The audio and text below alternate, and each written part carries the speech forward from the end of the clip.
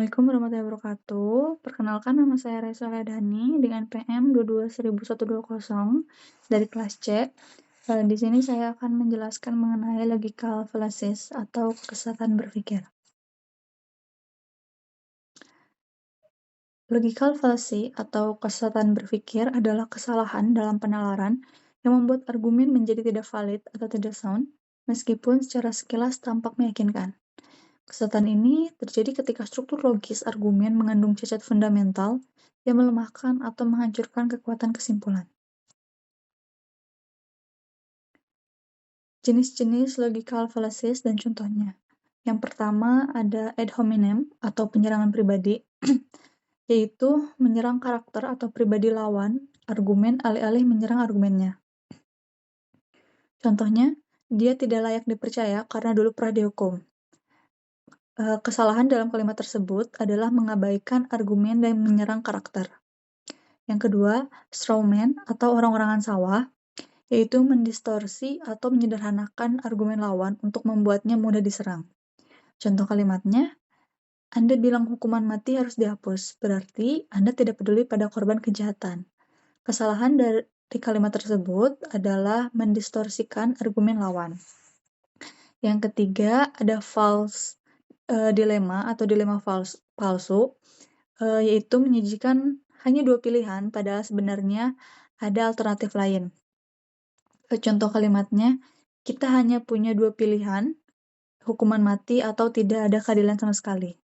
Kesalahan dalam kalimat tersebut adalah mengabaikan pilihan-pilihan alternatif yang mungkin ada. Lalu yang keempat, ada slippery slope atau lereng licin, yaitu mengklaim bahwa satu tindakan akan memicu serangkaian konsekuensi negatif tanpa bukti yang memadai. Contoh kalimatnya, jika kita memperbolehkan ini, maka semuanya akan kacau. Kesalahan dari kalimat tersebut adalah menyatakan efek ekstrim tanpa bukti logis. Yang kelima, ada appel the authority atau memakai otoritas, yaitu mengandalkan otoritas yang tidak relevan atau tidak kompeten dalam bidang yang dibahas. Contoh kalimatnya, ini benar karena profesor hukum terkenal mengatakan demikian. Kesalahan dari kalimat tersebut adalah otoritas bisa salah, argumen harus diuji sendiri. Yang keenam, ada appel to emotion atau manipulasi emosi, yaitu menyajikan hanya dua pilihan padahal sebenarnya ada alternatif lain. Contoh kalimatnya, bayangkan penderitaan korban, maka hukumannya harus seberat-beratnya. Kesalahan dari kalimat tersebut adalah emosi tidak bisa menjadi dasar utama dalam penilaian hukum.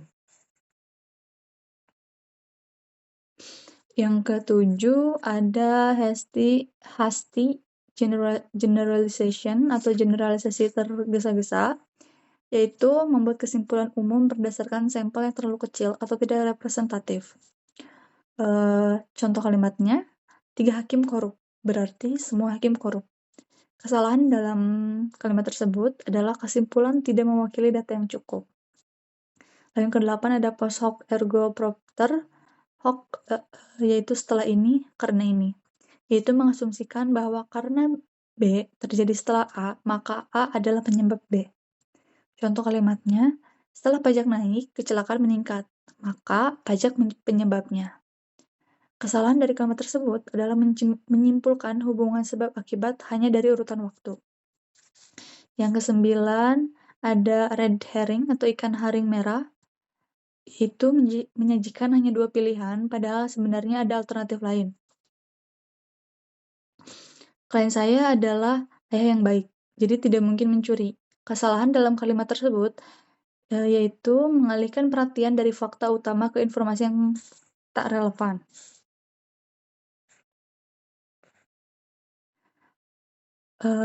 Lalu selanjutnya ada logical fallacies yang diperbolehkan dalam penalaran hukum. Yang pertama ada argumentum ad verendium. Itu diperbolehkan, alasannya sistem hukum itu bergantung pada otoritas yang sah.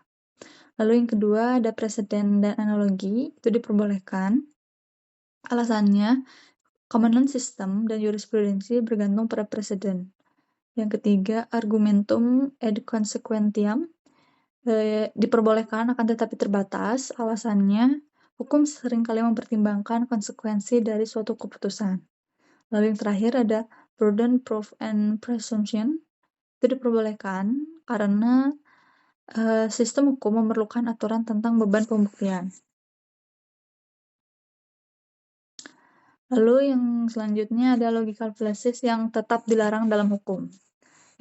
Yang pertama ada ad hominem, itu dilarang karena tidak boleh menyerang karakter untuk menggugurkan argumen hukum. Yang kedua ada straw man, itu dilarang karena tidak boleh mendistorsi argumen pihak lawan dalam persidangan. Yang ketiga false dichotomy, itu dilarang karena harus mempertimbangkan semua alternatif hukum yang tersedia.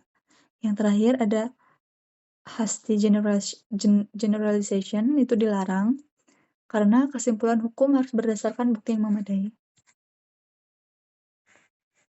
Kesimpulannya, pemahaman tentang logical fallacies sangat penting dalam penalaran hukum. Meskipun beberapa pola penalaran secara teknis merupakan fallacy diperbolehkan dalam konteks hukum, karena sifat khusus sistem hukum, praktisi hukum tetap harus berhati-hati untuk membangun argumen yang sulit dan valid. Tujuan utamanya adalah mencapai keadilan melalui penalaran yang sound dan reasoning yang dapat dipertanggungjawabkan. Sekian presentasi dari saya. Wassalamualaikum warahmatullahi wabarakatuh.